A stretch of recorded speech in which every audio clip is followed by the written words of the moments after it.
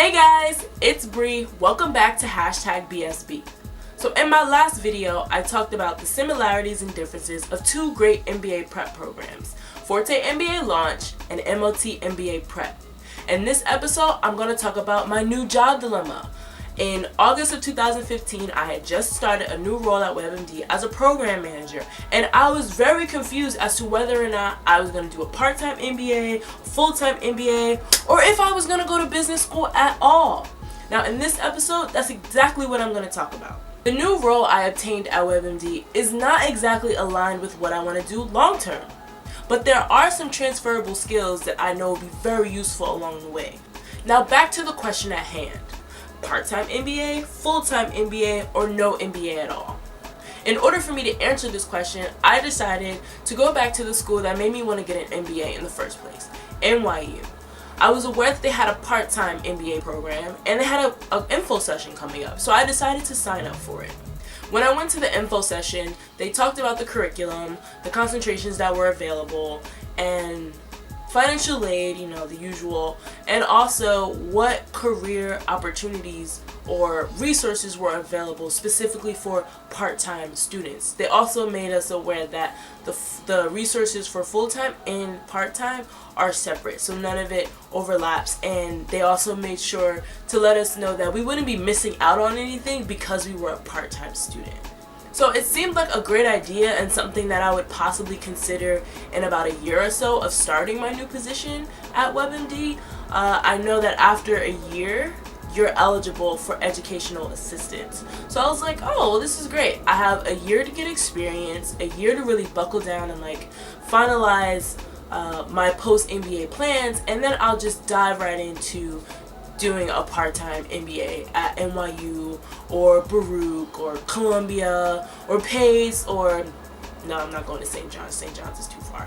But yeah, any surrounding school that I was really interested in. At the time, it was NYU.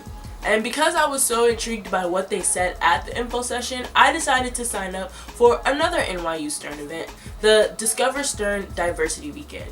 Now, at the time in which I applied to participate in the weekend, I wasn't really sure of what to expect, but as soon as I walked in, it was a diversity weekend. All I saw were minorities, primarily Black and Latino prospective students looking to pursue an MBA at NYU or pursue an MBA in general.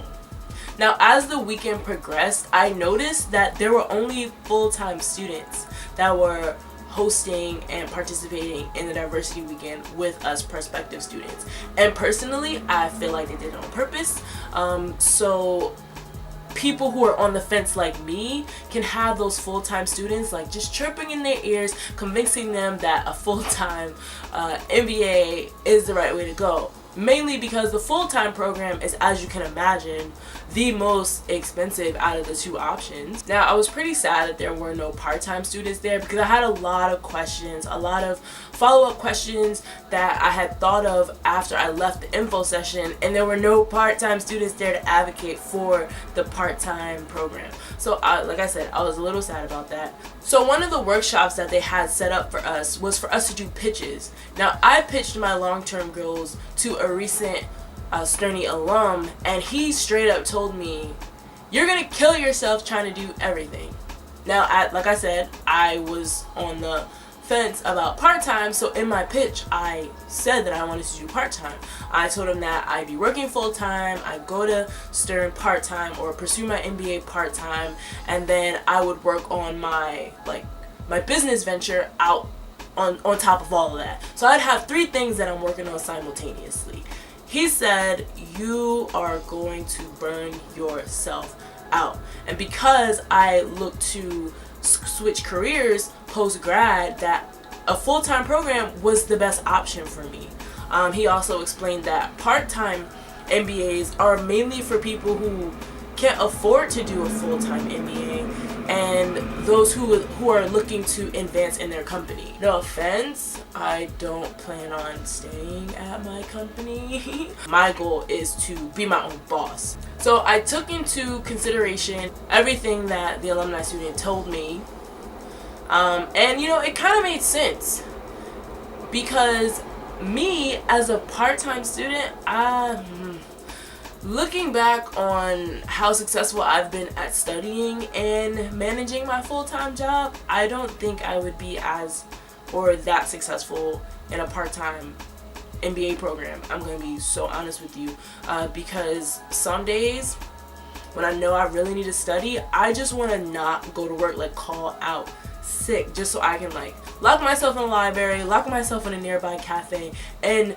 really put some time in studying. Because after work, especially after a stressful day, I don't want to open a book, I don't want to touch a book, I don't want to read a sentence, I barely want to read Instagram captions. I can only imagine how it's going to be taking classes and going to work full time, and then on top of that, work on my business venture. Very difficult. So as you probably can already tell, my final decision was to go with the full-time MBA. Yay! Full-time MBA, 2 years, get in, get out, do what I have to do with the rest of my life. Now in this video, you heard me use the term business venture a lot. You guys who don't know me have no idea what I'm talking about. Friends, family, people who do know me or know of me, you might have an idea. Some people do have an idea. Other people don't have the slightest idea, like people who don't know me. But either way, it's fine. And in my next video, I'm going to be talking about my post-grad goals, what I'm looking to do post-MBA, and how an MBA aligns with what I'm looking to do long-term. In the meantime, make sure you like the video, share the video with anyone who you know is looking to pursue an MBA so they can follow my journey as well. Leave any questions or comments in the question box below, and make sure you subscribe. Till next time, bye guys.